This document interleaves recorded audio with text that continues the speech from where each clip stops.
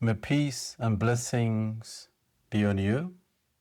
Today, I would like to talk about genocidal Zionist extremism, religious cult politics, and the war machine. Zionist and its Christian Zionist slave are on a dangerous path to destroy Earth. The Christian Zionist slave is seeking rapture, while the Zionist seeks the deception of the slave to secure the arrival of the Antichrist. Such is the irony. Let me tell you something.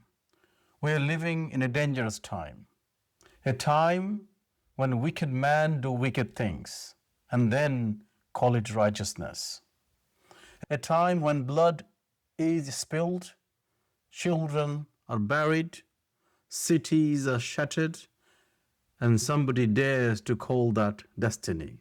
No, let us speak plain. This is not faith, this is not holiness, this is not morality, this is extremism. This is cult politics. This is war worship. And if we do not have the courage to name it, then we do not have the courage to stop it. Now, let me be very clear from the beginning. This is not an attack on Jewish people because Zionists are not the Jews. This is not an attack on Christians because Christian Zionism is not Christianity. This is not an attack on ordinary believers of any faith. This is an attack on extremism. This is an attack on those who hijack religion, weaponizing suffering, manipulate history, and use God language to justify domination, dispossession, and mass killing. That is what this is about.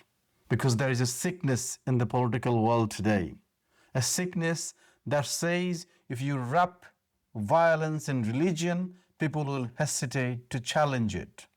A sickness that says if you use the language of chosen people, promised land, holy war, prophecy, civilization, security, survival, then maybe the public will be too frightened to speak.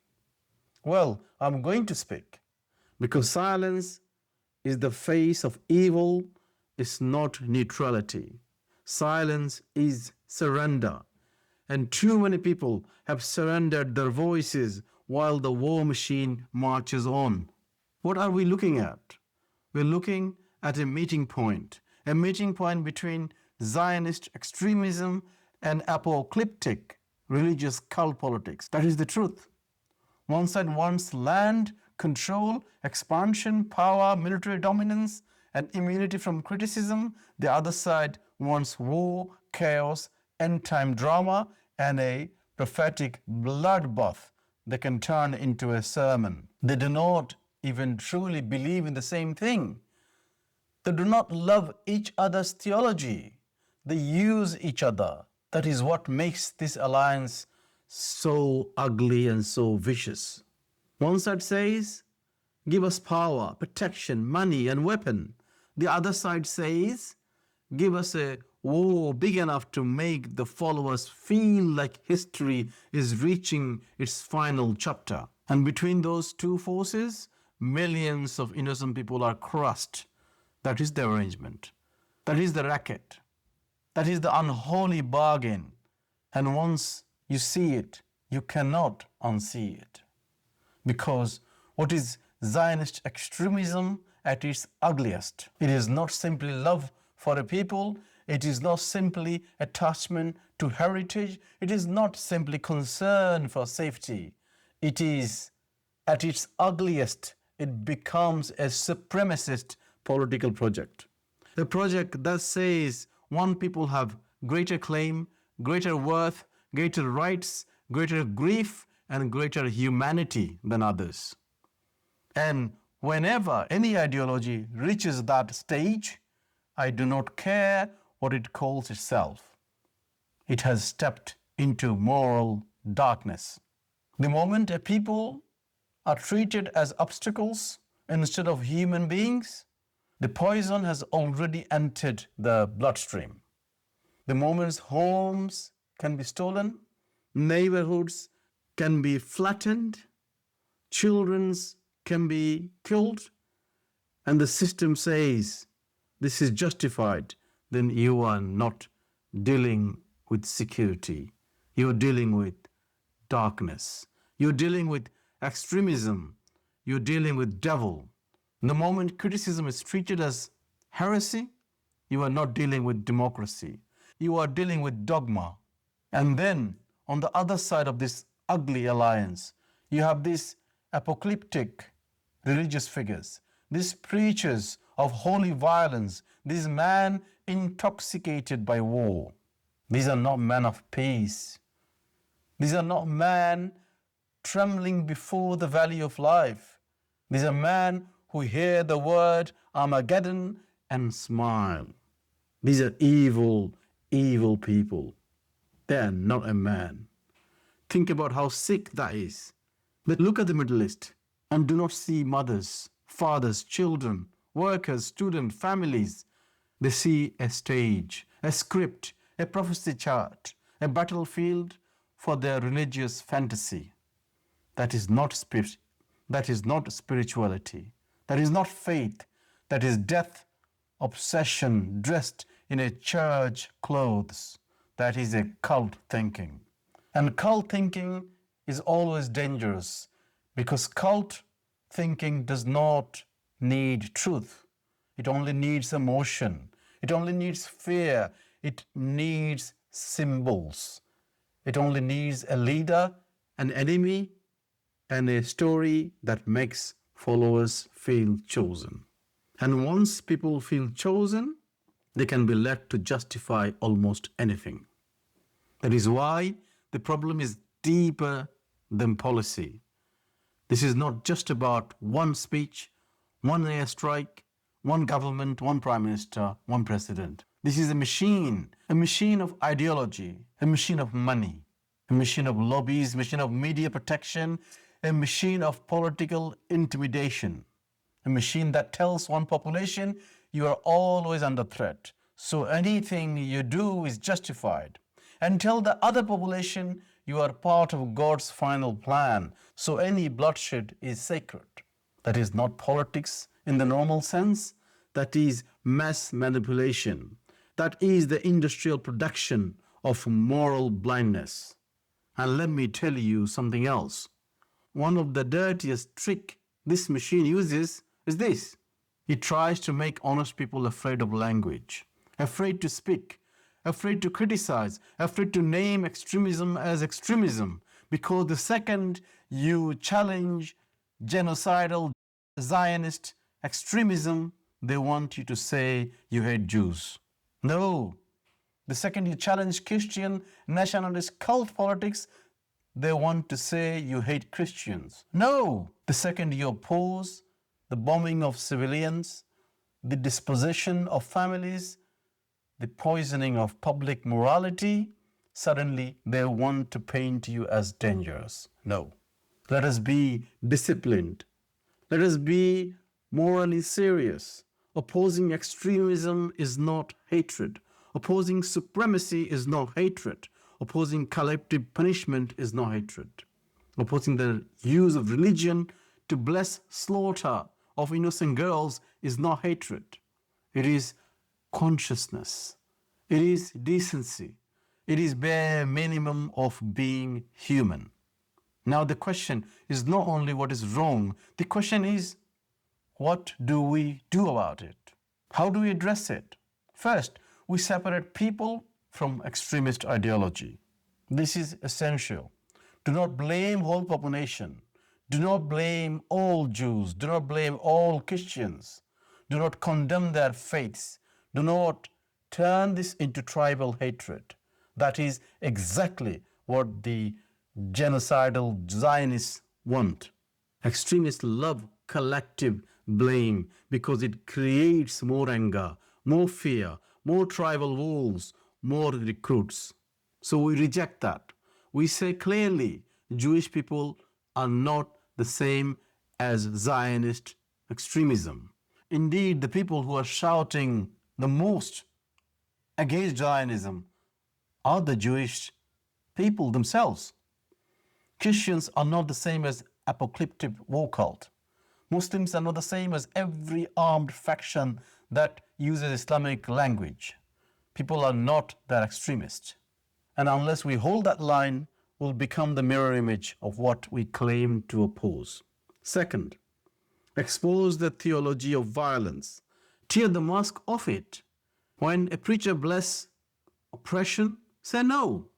When a politician quotes God to justify cruelty, say no. When military men talk about illegal war like it is spiritually exciting, say no. Do not dress it up. Do not soften it. Do not tiptoe around it. Because once people start using God as a shield against moral security, somebody has to have the courage to say, no, not in my name. No, your religion does not sanctify your barbarism.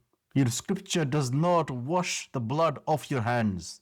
Your prophecy does not give you the right to crush other people. Third, cut the support structure. Because extremism does not live on slogans alone.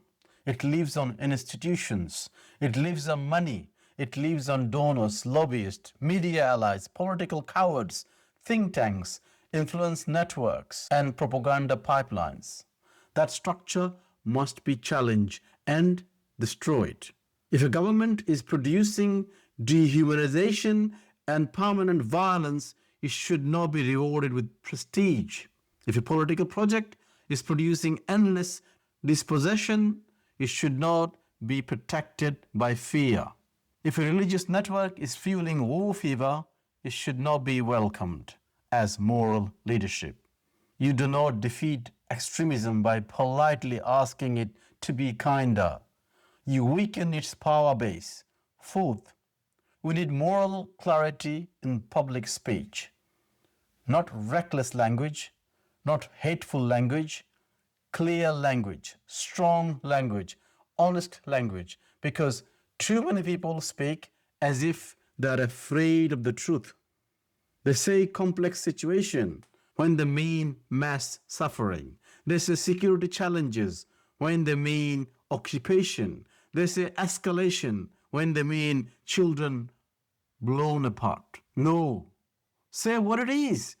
If civilians are being collectively punished, say it. If religious language being used to inflame war, say it.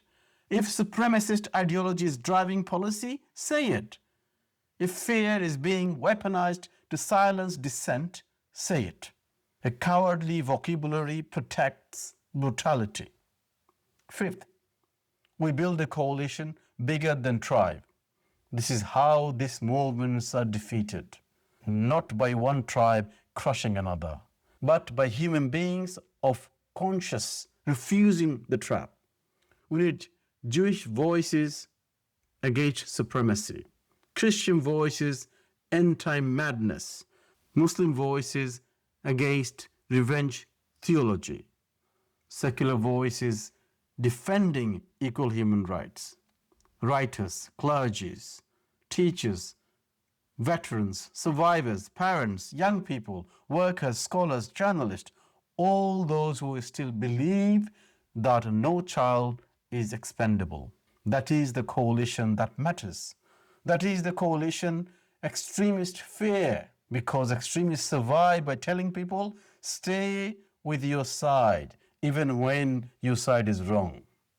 But conscience says something higher. Conscience says truth before tribe, justice before propaganda, human dignity before political mythology. And finally, we must refuse the romance of apocalypse. This is vital because these cultic ideologies seduce people emotionally. They offer drama. They offer cosmic importance. They offer the thrill of participating in history. They offer simple villains, simple heroes, and a story that makes followers feel chosen. That is powerful. And that is why facts alone are not enough. We need a better moral vision, a stronger one, a clearer one, a vision in which no people are disposable, a vision in which safety cannot be built on domination, a vision in which religion, if it means anything, must protect life rather than celebrate death. A vision in which the grief of one mother is not worth more than the grief of the other. This is the standard, nothing else. So let me end here. No flags is holy enough to excuse cruelty. No state is sacred enough to stand above justice. No preacher is righteous if he blesses slaughter. No political movement is moral if it depends on dehumanizing another people. And no public is innocent if it sees all this and chooses to walk away, to be silent. This is the hour of clarity. This is the hour of courage. This is the hour to say that extremism, whether wrapped in a flag or wrapped in a Bible verse, it is still extremism. Whether it comes in a military uniform or a religious robe, it is still dangerous.